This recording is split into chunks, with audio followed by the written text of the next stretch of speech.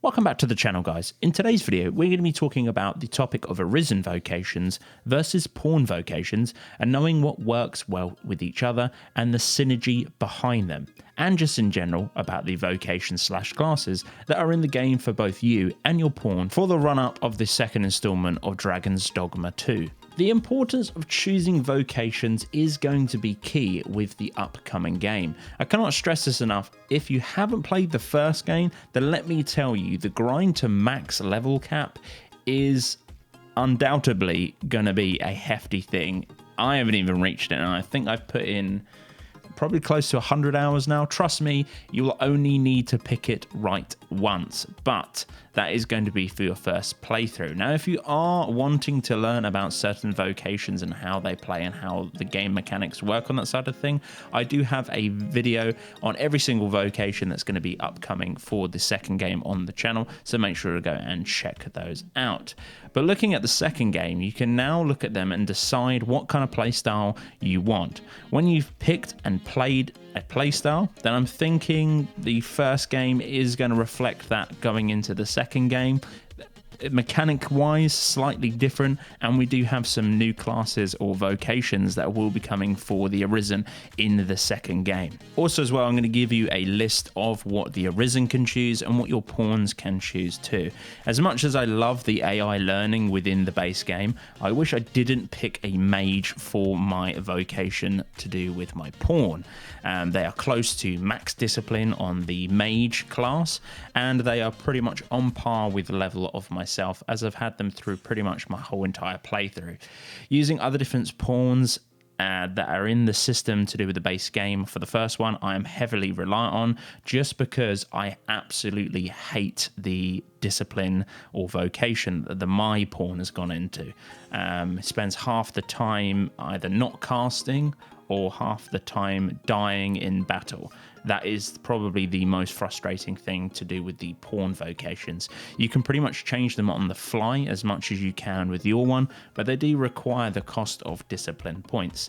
So I'm going to give you a breakdown of Dragon's Dogma's 2 player vocations that are in the game, and the list follows such as the Fighter, the Archer, Thief, Mage, Warrior, Sorcerer, Magic Archer, Mystic Spearhand, and Trickster. There are going to be a possibility of 9 vocations for the Arisen in the second game that you can pick and choose from. Again, the 2 new additions are going to be the Mystic Spearhand and the Trickster, and from the previous game we've had the Mystic Knight removed for the second game. No idea why. I think possibly it could have been a little bit overpowered. I'm playing that off screen now. Very enjoyable, very intricate class, and a hybrid is not the word that comes close to it. And we are going to list off the pawn vocations that you can pick from. So the pawns can play as fighters, archers, thieves, mage, warriors, and sorcerers. Now, please, by all means, whatever class you are leveling in this game is going to be no impacted to the vocation that you do pick. You can actually spend discipline points for the vocations to pick them in order to max them. Your level has no reflection on to your vocation. Your level is based on how much base stats you have, HP, and other different things such as stamina.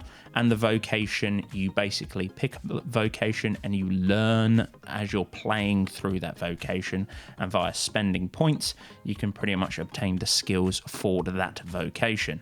So if I'm a level 150 fighter and I've maxed the vocation because I've played that the entire time, I should have a good or large amount of chunk of points to do with discipline, and maybe I want to step up and go for more of offensive, because our fighter is a tank. We are going to go for a more offensive, a similar playstyle as a warrior.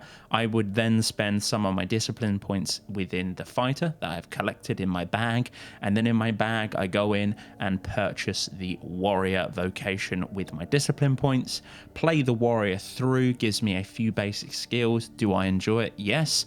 I go through and play maybe another 10-hour session with the warrior vocation. I have more discipline points and more discipline within that class, aka vocation, and thus I can spend more points for the warrior's vocation, which gives me more base stats, augments, which is sort of like different substats, and obviously your skills as well, which you can all learn, read up, and bind however you want. Again, there's multiple different builds out there. Best thing probably to do would be pick a vocation and look up a video of possibly a build or a top 5 skills. I don't know how the system's going to be in Dragon Dogma 2. I have no idea. We'll have to wait and see. The first game, you can change your own pawns, again, as easily as you can change yours. I should be doing this with my mage pawn, but unfortunately I haven't got around to it just yet. And I think coming up with a good, strong playstyle or a plan into the new game would be the best thing ever to do. Think about what you're going to be playing and what ties in nicely with your playstyle via using a pawn. For me, a mage was great at the start of the game, you know, little heals here and there when struggling at fights, but going into late game and learning and mastering the game mechanics, I hardly ever need a mage at all. If anything, I have 2 other pawns with me, so 3 pawns in total.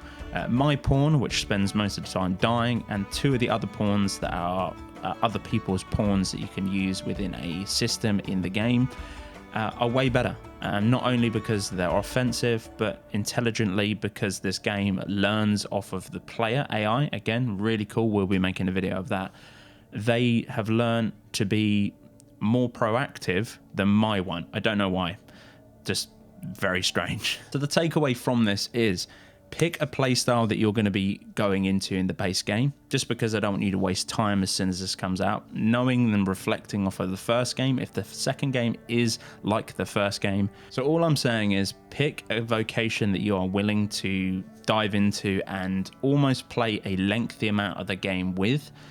Again, you can via looking at those videos of gameplay videos, or even if you wanted a reflection off of my videos, pick a vocation that you're interested in, pick your pawn's vocation that you're interested in for the duration of time that you will be playing your vocation, and then maybe switch up mid to late game. But I can guarantee you now, there is no way I will be picking my first pawn's vocation as a mage. Knowing the mechanics of the game and pretty much rolling off the first one, possibly into the second one, I don't think I'm going to need my hand held that much, but that is something that you're going to have to determine for yourself, and something you're possibly going to have to look up if you want to dive into this game. There's more on the sort of underneath of this. A lot of people just think, oh, it's just easy, you know, I can just pick this up and everything else. There's a lot more under the surface. That is 100% true with this game.